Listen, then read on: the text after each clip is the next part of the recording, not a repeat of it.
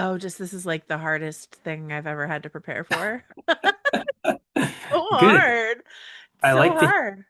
I like to hear that because that means you're perfect for the show. Because it would be really hard for me too.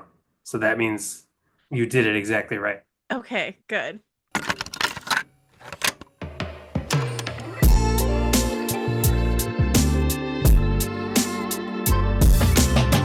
Hi, welcome to the guest list with Patrick Hicks. Today I am joined by journalist, podcaster Joanna Robinson. Joanna, thank you so much for joining me.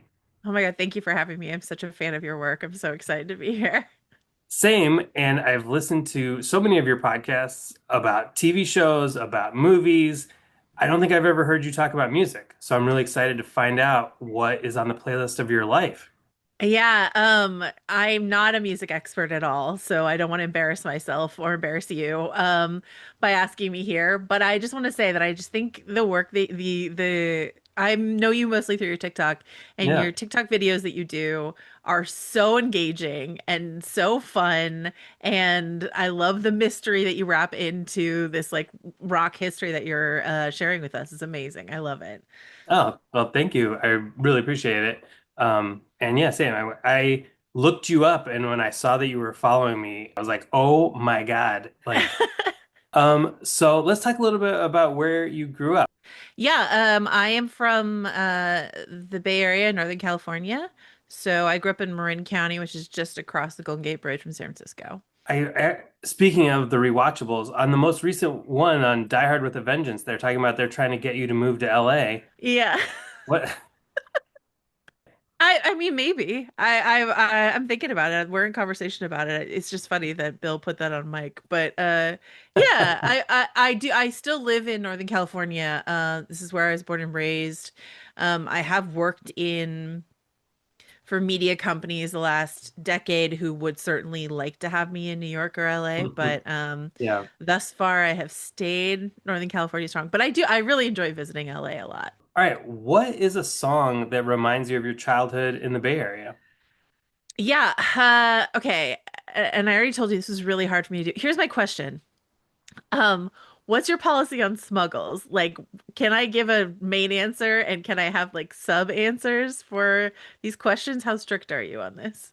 Yes. So I think so when I say like we're gonna build the playlist together, I think you give as many answers as you want, but Oh, when I'm putting the playlist up, I yeah, might pick which one sure. I think is the best or which flows the best. But yeah, I've definitely had people not able to narrow it down. They're like, I'm gonna give two answers for every question. So totally up to you. Okay. This takes a lot of the pressure off. Thank you so much. Okay. I for a song that reminds me of my childhood, I had to pick a Beatles song because I was obsessed with the Beatles growing up. I got that from, my parents. I didn't grow up listening to a lot. I grew up like in the 80s and 90s, and I didn't grow up listening to a lot of contemporary music until I hit high school, I think. And we listened to the oldie station in the Bay Area, Coffee, the Nifty 1050. And we listened to a lot of musicals in my house growing up. But the Beatles was like that was my obsession. And I met a group of friends in about sixth grade who were also obsessed with the Beatles. So this was like our collective obsession.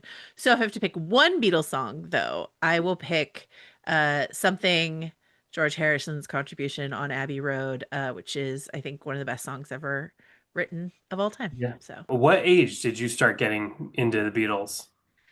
I would say, I mean, so when we were like really little, my mom used to play this game. We would listen to the radio and a Beatles song would come on, and she would quiz us, my sister and me, in the car and say, is that John singing or is that Paul singing? So I remember that from like a really young age. But I Yeah. would say my first CD I ever owned, and the reason is because it was a double CD, so I felt like I was getting away with something when like my mom, I'm sure, took me to the bookstore and was like, "You can get one CD," and I was like, "Well, what about the White Album? It's two, it's two Yes. CDs. How about that?" So that was like probably fifth grade, something like that, sixth grade. Yeah, Okay, so you're in early. 'Cause yeah, I kind of grew up with the Beatles too. Like I knew like Yellow Submarine but then yeah, when I was in junior high, it was actually a White Album song. A friend of mine played Why Don't We Do It in the Road? And I was like, this nice. is not the same Beatles, right? He's like, yeah. He's Right. like, you not know? the Beatles, and I did not. And then I similarly got very obsessed. So Yeah, like if I'm being more, probably I should pick something like Rocky Raccoon, or, there were like more kid-ish ones that I probably liked more when I was younger, but I don't know. Something is just such a perfect song yeah. that I just can't. I remember I was on a long car trip a couple years ago, and XM Radio has like a Beatles station. And so I was like, oh, I'll just like what's going on the Beatles station. They were doing a countdown of the top 100 Beatles songs. And I got to where I was going before they finished, and I sat in my car and waited to find out that they put something at number one. And I was like, okay, as it should be. That's great. So, yeah. Nice. That's amazing. Did you ever listen to Breakfast with the Beatles? Was that was like a Yeah, yeah. nation show, right? Okay. Yeah, yeah. Yeah. I Absolutely. used to listen to that every Sunday. And what were your alternates? What you said it would be hard to pick one. What else Oh, was running? I guess I would just say that Paul Simon's Graceland got so much play. Uh like Beatles is like my mom, and then Paul Simon's Graceland is like my dad's car. And every dad I knew had Graceland like and played it nonstop growing up. So I was just thinking about that as like a really strong identifier. Whenever I play that, I get very nostalgic. So, Yeah. yeah. There's something about I never liked Paul Simon as like a teenager, and now that I'm older and a dad, I'm like, this is the greatest music I've Oh, ever heard. It's something about becoming a dad. You just, it's real dad core. yeah. Absolutely. What about a song from a concert experience that stands out to you? Okay, so I'm gonna pick um Ben Folds Army, because this is the thing that he did for a while. I don't, he probably still does it, where he would turn the audience into the brass section for the song and like teach them the like ba-da-bas, and everyone sings. And it, unlike many other concerts you go to where a musician asks the audience to sing along or asks them to do something, Ben Folds like really gets into his I care about acapella mode and really teaches the audience. He does it also on Not the Same as another track where he would do that.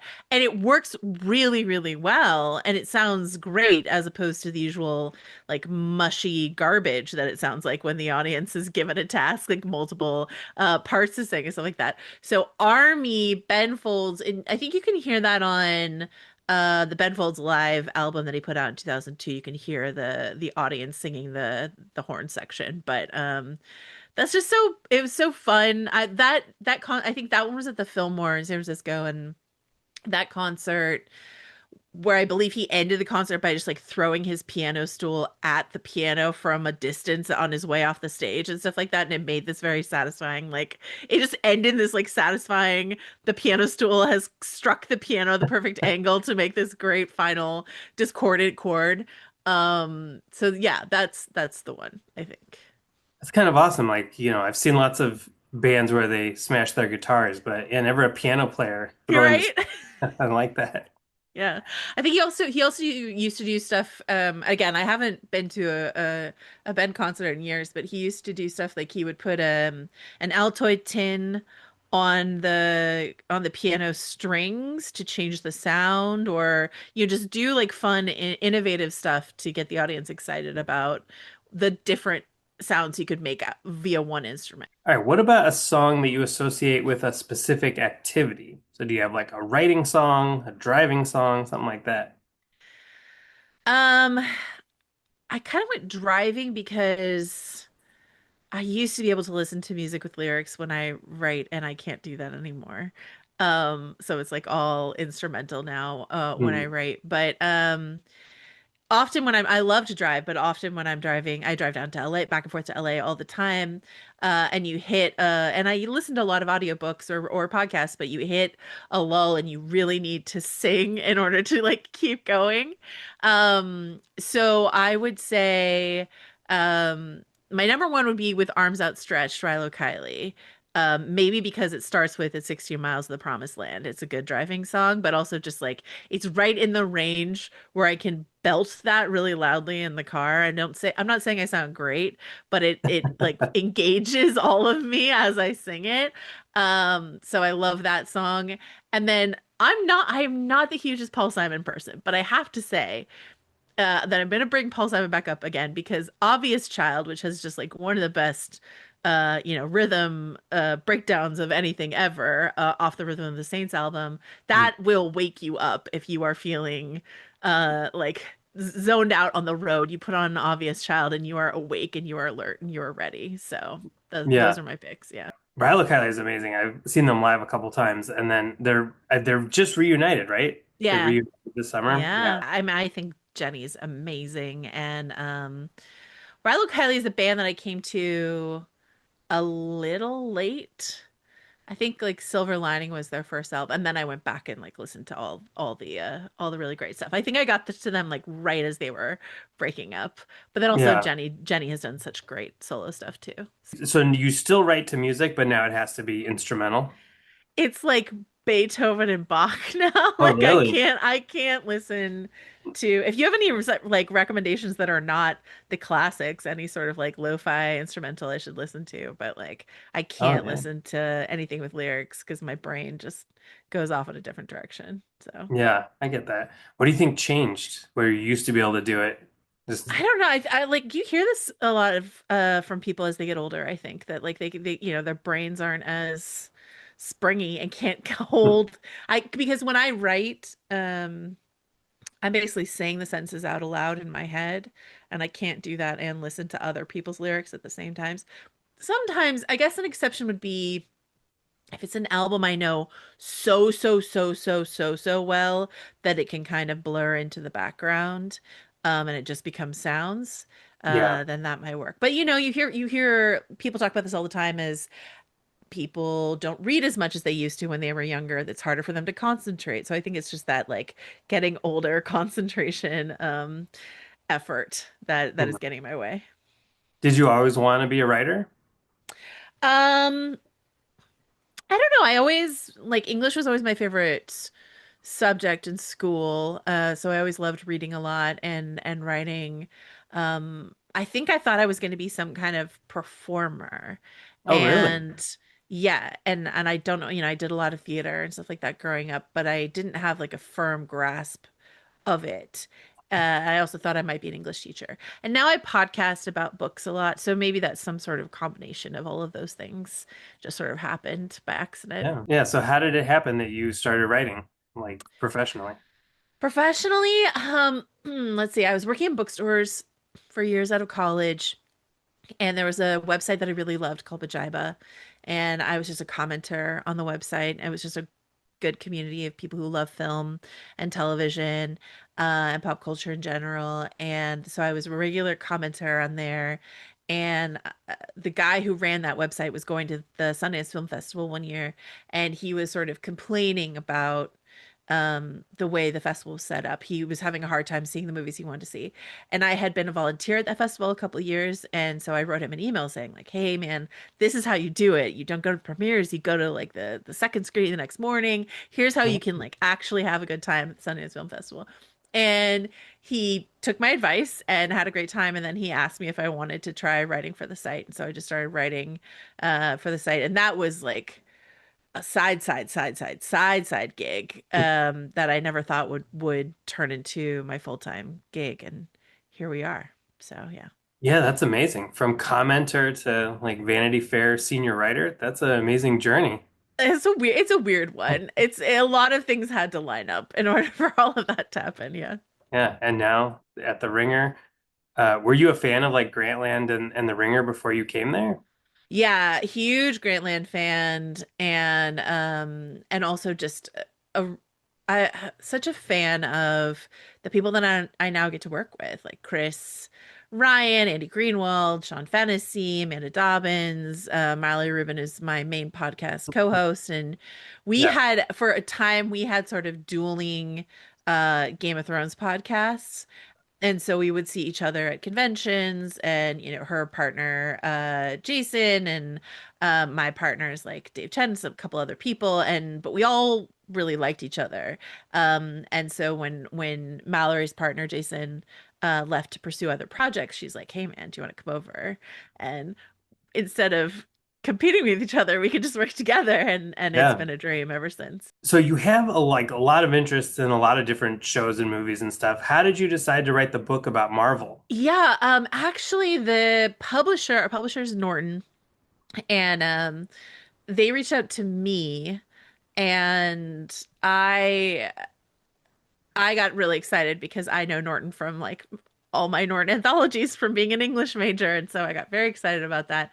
And they asked me if I wanted to, I think they first asked about Game of Thrones, perhaps, or at least sort of simultaneously asking about Game of Thrones. And they reached out right when Game of Thrones was ending. And it was just too much, too close, too fraught.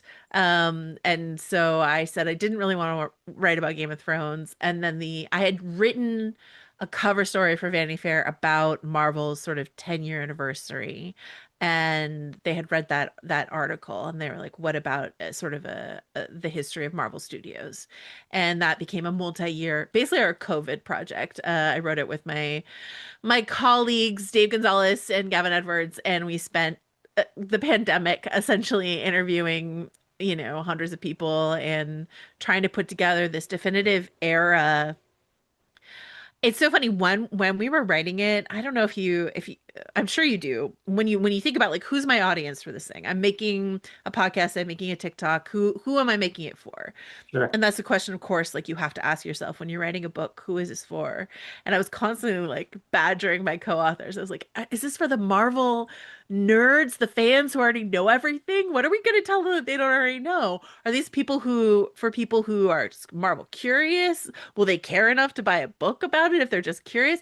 Is this for the people who hate Marvel and they Mhm. want, they want ammunition to sort of dogpile on Marvel because Right. they feel like it's How ruined did the film Marvel industry? ruin? Yeah. Yeah, exactly. And what we landed on, this sounds like marketing BS, but what we landed on was like it's for everyone because it was just that 10-year period, from Iron Man to Endgame, um, is just one of the most astonishing things that's happened in the history of filmmaking. And I really don't care if you don't like Marvel. If you care about films, Right. you're It's important. curious how this happened. What lessons did they use from old Hollywood to make these movies? How did they innovate? How did they smother certain other competitors? Like what happened is sort of the question you're trying to answer. It was really tough because Marvel did not want us to write the book at all, but it was I'm really proud that we wrote a book. It's Yeah. wild. It's the Absolutely. bestseller. It was a bestseller. Yeah. Bringing it back to music, there's lots of great music in Marvel movies. What do you think is the best needle drop in a Marvel movie? Oh my God, that's a great question. Um, okay, wait. Let me think about this for a second. I think it's got to be something from Iron Man. Um, and it might be like the AC/DC and Iron Man 2. Maybe like something like that. Just something that really captures, I mean, the entire Needle Drop is one thing. The entire Black Panther album Well, yeah. is its own, like that's not even like a needle drop situation. Right. That's just its own sort of work of art.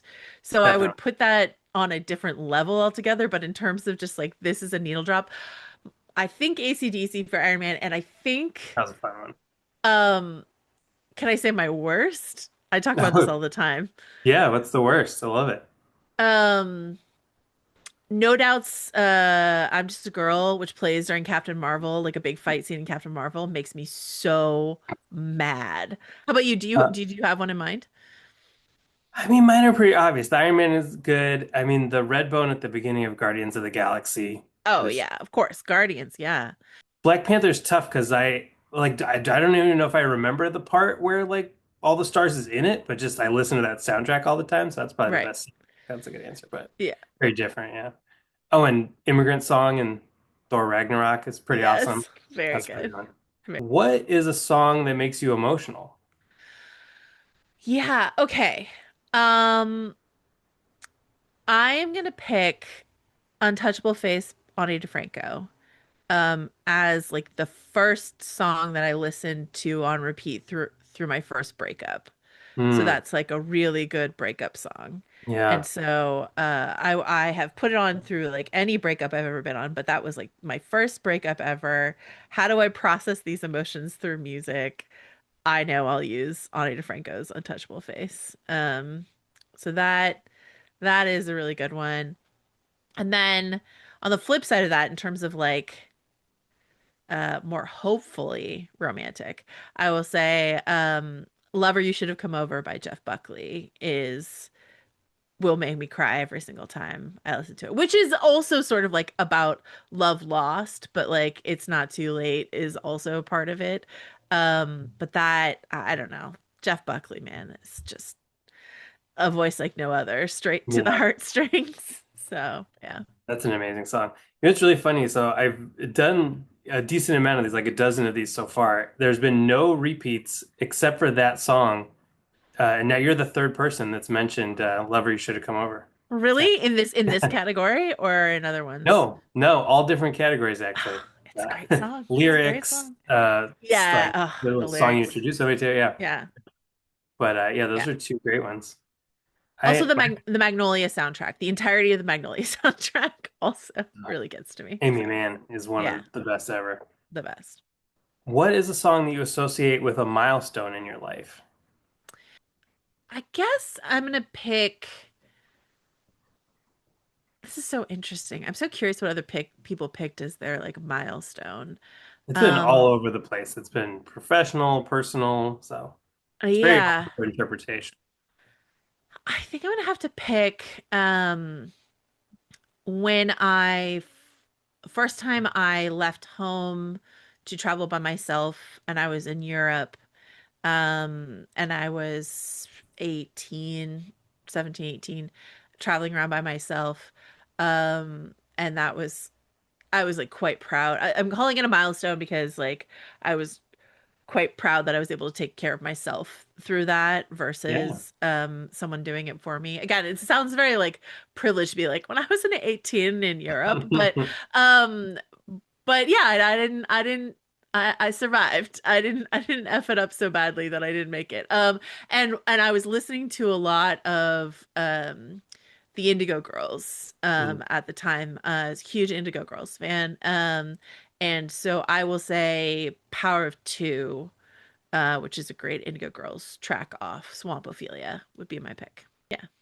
Did you ever go to like Lilith Fair? You're naming like a lot of like Indigo Girls, Ani DeFranco, like I know. very specific No. 90s And it's vibe. the biggest tragedy of my life. I feel like my entire personality is Lilith Fair. I am currently wearing Birkenstocks, but I never made it to Lilith Fair, Yeah. devastatingly.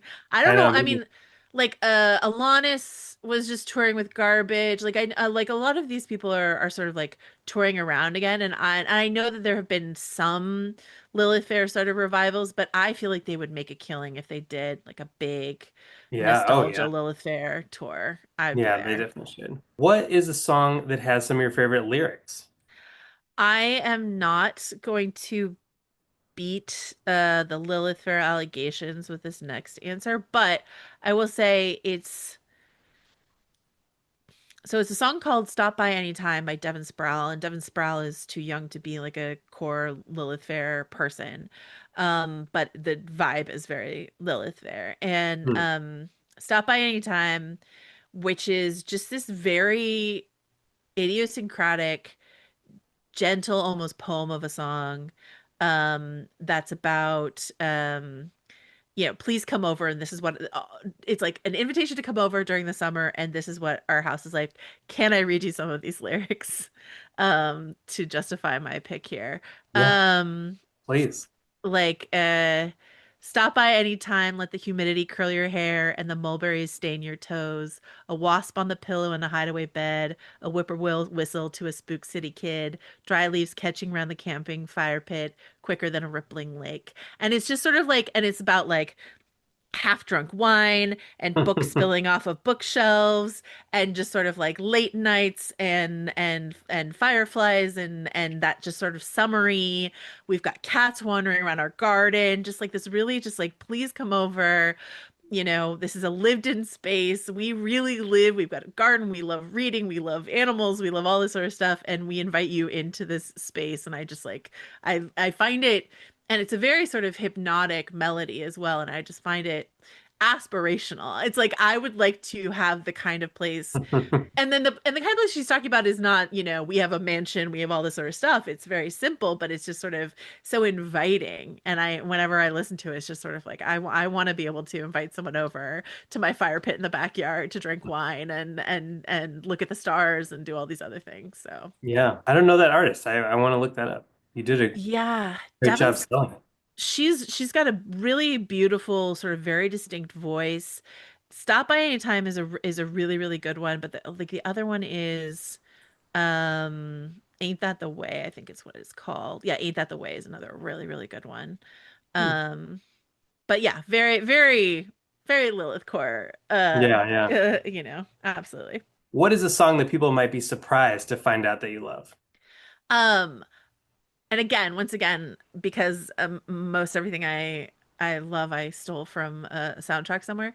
Um, in the show Midnight Mass, Mike Flanagan did this whole sequence to the Neil Diamond song Holly Holy. I'm not a huge Neil Diamond fan.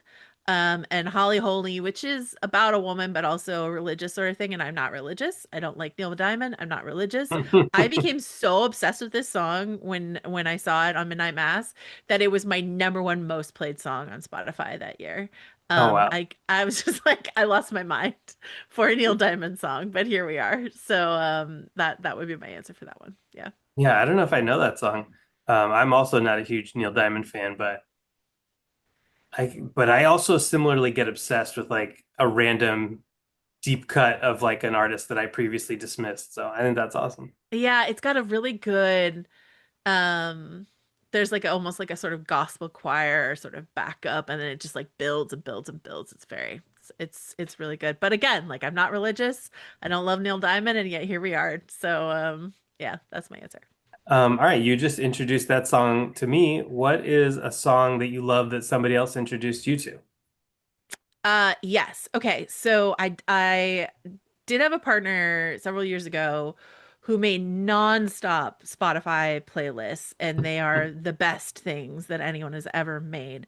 And I've discovered so many. This is really hard to sort of whittle it down to one, but I will pick um the song Detroit Has a Skyline by Superchunk, and it is Oh, specifically the live version, and it is just an absolute banger of a song. And I don't like it's one of those songs where I'm just like, I don't know why this isn't used all the time on yeah. soundtracks. It's funny, I was just watching You're Catching Me on the Tail End of a binge of The Bear season 4 this weekend, and which is, if a show is a playlist, the Bear is definitely like a playlist. Yeah. Definitely a 90s dad rock sort of show. But it was funny because there are constantly needle drops in that show where I was just sort of like, yeah, I know this from a playlist. I know this from a playlist someone made me. I know this from a playlist someone made me. But I'm like, this Super Chunk track never gets the love for that, and I think it deserves No. it. So yeah. Yeah, Superchunk are so underrated. I love them. That is my absolute dream is that people are out there being like, I know this from a Patrick playlist. That if that's happened, nobody's ever told me, but I fantasize that that's going on out there in the world. How often do you make like tailor-made playlists for people, or what is your usual MO? So not anymore. I mean, Hmm. so now I make it, for my wife. But yeah, back in the day, I mean, yeah, I made it for friends, for Yeah. girls I liked a lot, for girls I liked that that didn't always like me back. But that I would hope that they're like, maybe they don't remember my name, but they'd be like, I know that I worked with this guy and he made me this playlist and this was Oh, on the coolest playlist ever. it. Were you ever in your like did you have a mixtape era? Did you do the like Oh yeah, full, yeah. yeah, yeah. Yeah, Yeah. so it's fully mixed tapes like in junior Yeah. high and high school. Then I moved into CDs, burning CD CDs. burning. Yeah. Yeah, and then like playlists. But The kids don't know. The kids don't know how easy it is to throw together a Spotify playlist when you have to like sit there with your cassette tape and, get the start and the stop perfectly timed and all the other things you had to do. Yeah, Hard I mean work. it was an art. But no, I actually there was a playlist that I made like a Valentine's playlist for this girl that I had a crush on. And I like dug it up. I had like my notes from putting it together. And I asked my wife, like, oh, this would be kind of fun to like put like make a TikTok video, like revisiting this old playlist and like what Yeah. would I change and was it good? And my wife was like, okay, you can make a video, but then I want you to make me a Valentine's playlist of like what you would have made me. I was like, I didn't know you. We lived in different states at the time.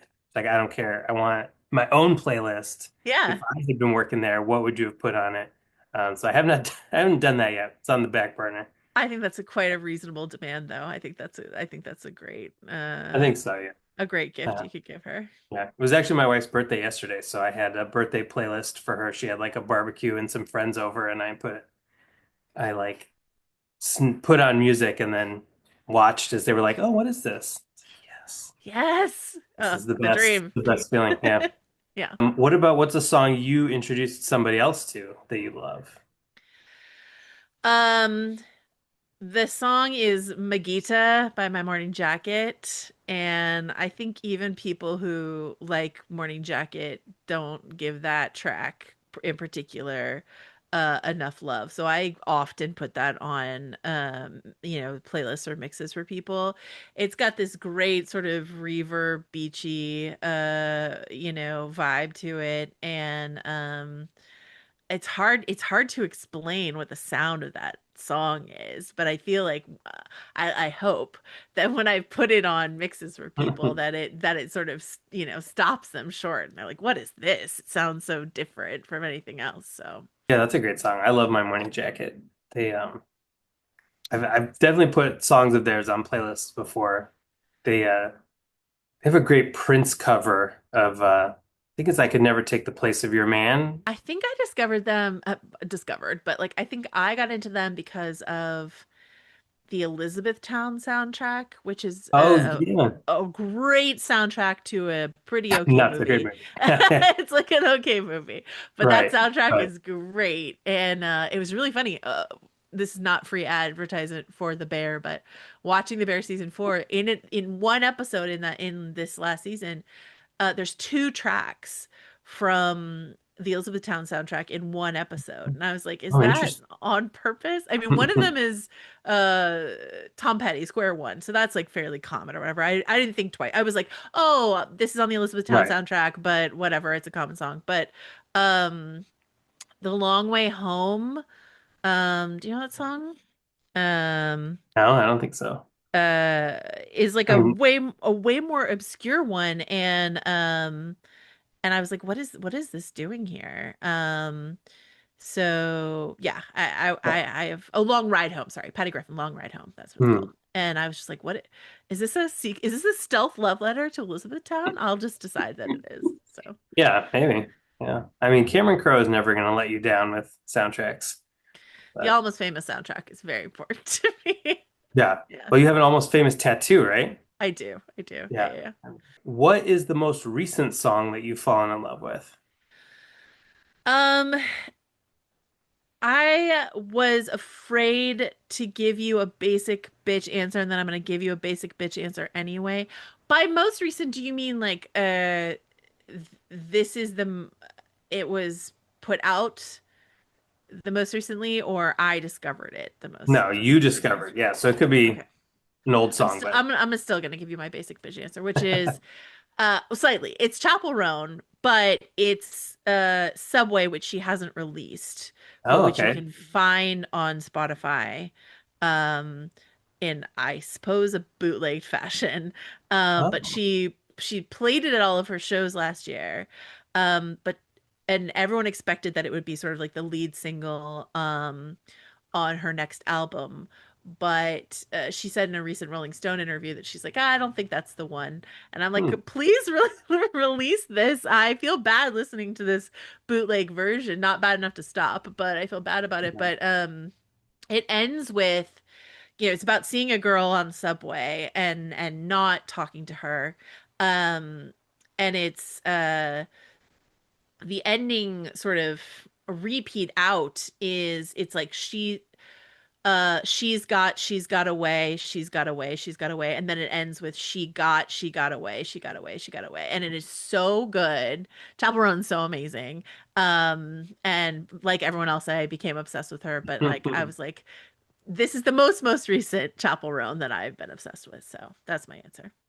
Yeah, I don't think it's basic if it's a like obscure bootleg song that hasn't There been you go. officially released yet. Obscure Yeah, bootleg Chappell that's Roan is my answer. Another, do you the know best the kind of answer. song do you know the song American Spirits by Drumming Bird?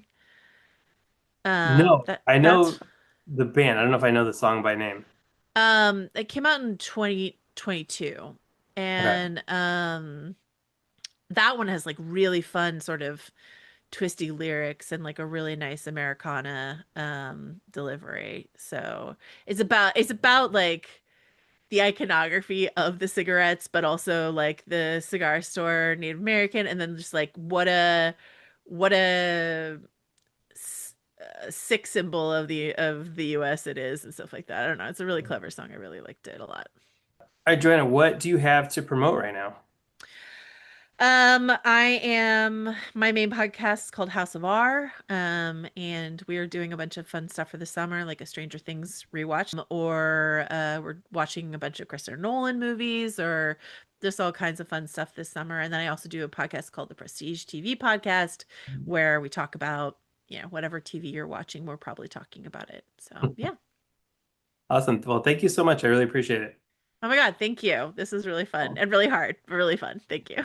You've heard the stories, now hear the songs. Go to wherever you listen to music, Spotify, Apple Music, Tidal, and you can listen to today's guest's personalized playlist if you search for The Guest List with Patrick Hicks.